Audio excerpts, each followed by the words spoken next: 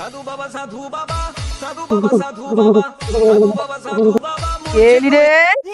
মাতাজি, আমাদের খুব ঠান্ডা লাগছে, আপনি কিছু উপায় বলুন এই ঠান্ডা থেকে বাঁচবার জন্য। ও, এই সমস্যা? আমি এক্ষুনি তোদের সমাধান বলে দিচ্ছি বৎস। তোদের কাছে দুটো উপায় আছে। এক হচ্ছে আদা দিয়ে চা, আর দুই হচ্ছে 20 বছরের সাধনা।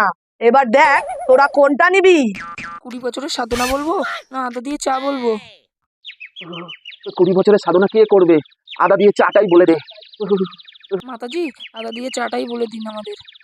মা সাধনা, ওদের জন্য 2 কাপ আদা দিয়ে চা করে এনে দে তো মা। হ্যাঁ মাতাজি, এক্ষুনি আনছি।